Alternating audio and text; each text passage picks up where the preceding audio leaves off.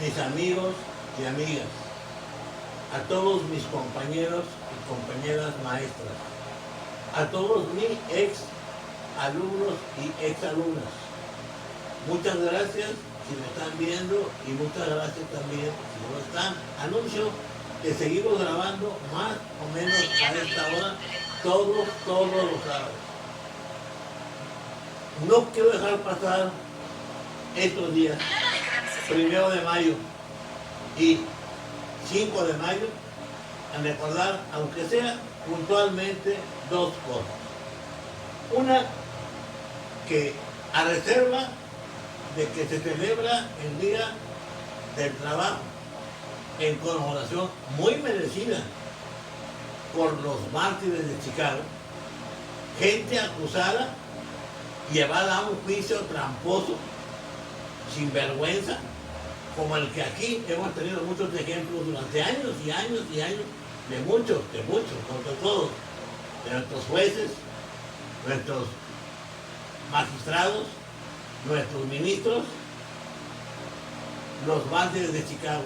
Sin embargo, 3 años antes, exactamente el 21 de enero de 1883, en Pino Santo, Chihuahua, los trabajadores mineros Blas Venegas, Cruz Vaca, Ramón Mena, Juan Valenzuela y Francisco Campos, por luchar exigiendo mejores condiciones de trabajo en la mina, mejores formas de pago, mejores auxilios para una clase trabajadora, los mineros, súper archi recontra explotada, fueron llevados a un juicio casi sumario y fusilados. Repito, 21 de enero de 1883, eso es en Pinos Altos, Chihuahua.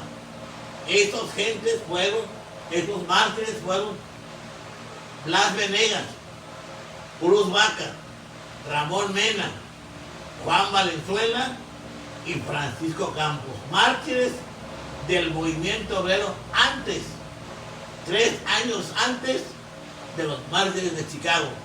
Esto lo dije multitud de veces a dirigentes obreros importantes de la zona y del estado. Sin embargo, no pareció que les interesara que siguiera escribiendo o investigando el sentido. El otro que quiero recordar es el día 5 de mayo, precisamente, que es un aniversario de la Constitución de México. Se celebra tanto la de liberal de 1855, 56, 57, 58, como la Constitución de 1917, que fue, ojo, la más avanzada de su tiempo a nivel mundial en lo social. Antes que surgieran, gracias a un economista inglés, John Maynard Keynes, los estados del bienestar, del que fue ejemplo en un tiempo Estados Unidos, con Franklin Delano Roosevelt, que se religió cuatro veces para 4 periodos. El constitucionalismo social mexicano tiene una historia larguísima y llena de dignidad, de valentía, de sacrificio, de autenticidad. Empieza muy lejanamente allá con José Francisco Primo de Verdad y Ramos. Se continúa con Fray Melchor de Talamante, Salvador y Baeza. Sigue con don Miguel Hidalgo. Hidalgo, a quien nuestros intelectuales perfumados señalan como una gente aturdida, desconcertada, confusa, que no tenía idea de nada, proclama en bandos, en decretos, en proclamas desde el principio del movimiento la abolición de la esclavitud, la devolución de tierras de las que fueron despojados los naturales, la desaparición de todas las castas y sobre todo, aparte de todo, un concepto de anfitrionía único. Desde ese momento, una concepción de una liberación de todos los pueblos de América. Esto no solamente en los bandos, decretos y proclamas. En el primer periódico independentista que hubo en toda América y se llama, fíjense qué nombre, Despertador Americano. Esa corriente de pensamiento es continuada por su en cierto modo discípulo, secretario de él, secretario del despacho, Ignacio López Rayón, también con bandos, con decretos, con proclamas y con algo muy importante, sus elementos constitucionales, que es el primer embrión de constitución social en México. Claro que avanza sobre Cádiz, una constitución también modelo en su tiempo, en su momento, en plena invasión napoleónica, acogotados en una pequeñísima isla, invadida de fiebre amarilla y de ataque sistemático de los franceses. Fue una hazaña esta constitución. Sin embargo, tanto Rayón como después Morelos van a avanzar más. Rayón no se queda en los puros elementos constitucionales, que son 38 puntos en 1812, sino que en dos periódicos, fíjense los nombres, primero le llama El Ilustrador Nacional y luego cambia el nombre por el de Ilustrador Americano. Estos dos periódicos dan razones igual que el Despertador de Hidalgo y diferencian perfectamente bien lo que entienden por españoles y por gachupines.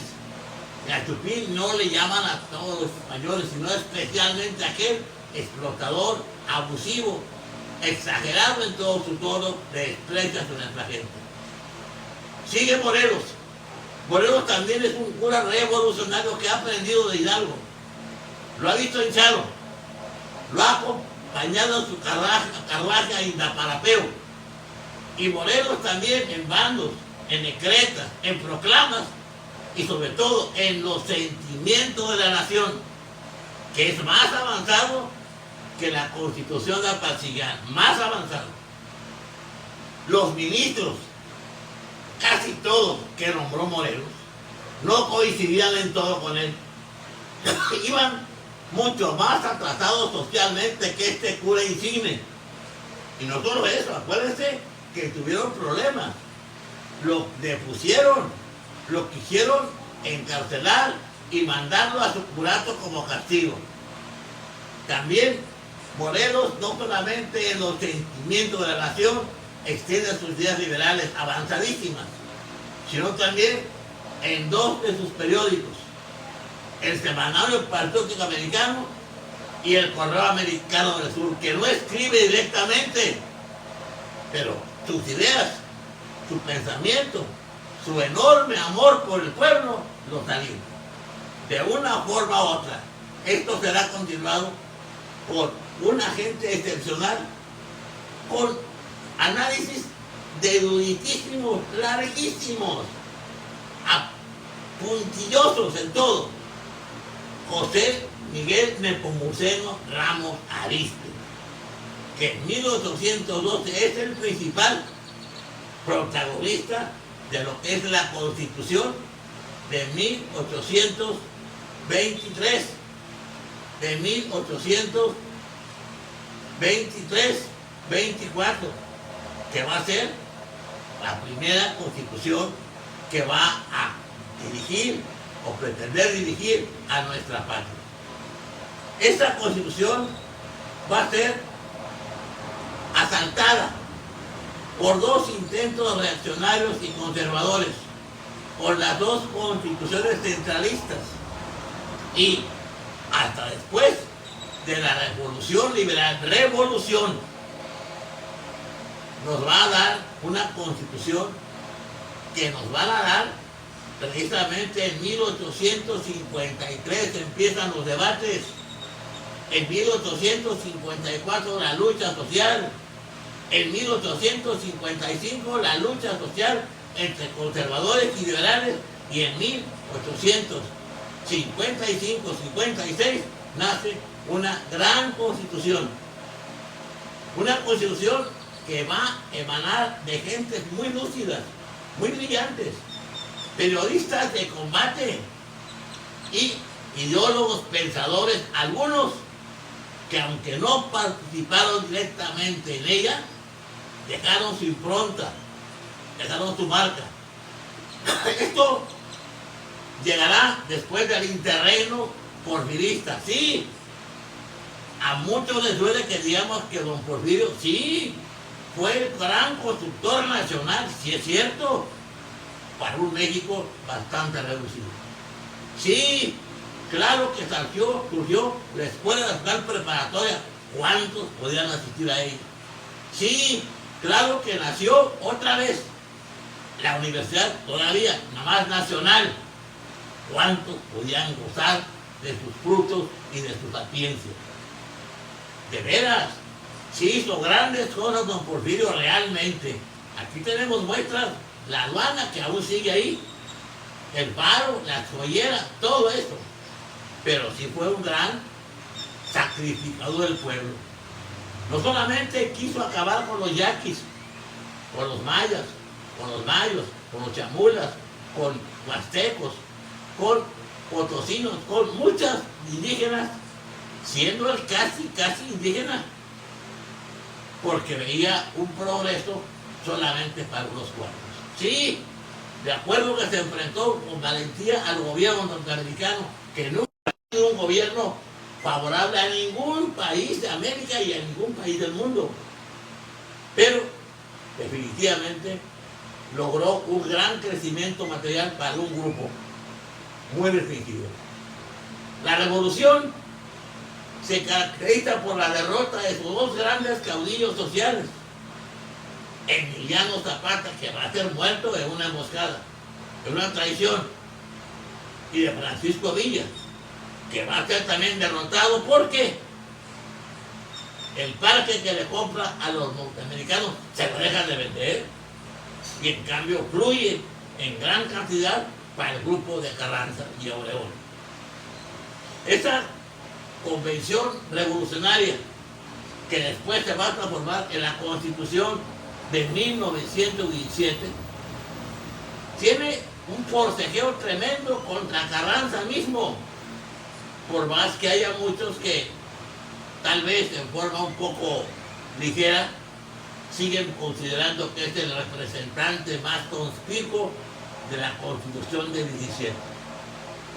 Carranza está en contra del artículo 3, está en contra del artículo 27, está en contra del artículo 123, está en contra de todas las que son demandas sociales, porque es una gente que piensa como potentado porfirista, fue gobernador en la época de don Porfirio, su hermano igual. Pero la participación de José Lucio Blanco Fuentes y de José Mújica Velázquez, dos generales de la revolución, hechos en la revolución, que viven la revolución, los ideales de ella, y ojo, los ideales de dos tipos extraordinarios teóricos. Uno, Winston Luis Orozco, con su obra Legislación y Jurisprudencia sobre terrenos baldíos. Una obra extraordinaria, deberían conocerla. Y otro, Andrés Molina Enríquez, el autor de una visión del agrarismo en México completamente justa y socialmente avanzada. Andrés Molina Enríquez y Winston Luis Orozco, sus influencias son claves para algunas de las conquistas sociales. El artículo 3, más el 27 y más el 123. Recuerden también, mis oyentes, mis escuchas, mis amigos y amigas, y mis detractores también, claro que sí, que ya hubo un tiempo en que los jueces eran electos y no creaban jueces disciplinados ni formalmente sumisos ante el poder. Al revés, eran jueces bastante potentes, bastante diferentes, bastante independientes y bastante justos. No como los que hemos tenido. Yo quiero que todos, no he visto las listas de candidatos, he visto algunos, y algunos nombres me llenan de emoción, y otros me aterran. ¿Qué pasó? Pues estamos con lo mismo. Sin embargo, hay que investigar y hay que salir a votar. Hay que votar porque necesitamos unos caldados de jueces buenos, brillantes. México ha sido patria, ha sido origen, cuna de grandes jurisconsultos, de gentes brillantísimas. Huistano, Luis Orozco, Manuel Crescencio García Rejón y Alcalá, entre otros, y de periodistas también, muchos muy distinguidos, Francisco Zarco, el nigromante, Ignacio Ramírez, etcétera, etcétera, etcétera. Hay sustancia, hay poder y hay formas de trabajar dignamente en este México que tanto queremos y que tanto amamos. Gracias a todos y que estén bien. Ojalá que vean el video y que ojalá que les guste y ojalá que también me sigan llamando los que les gusta y los que no les gusta. Dios bendiga a todos, que estén bien.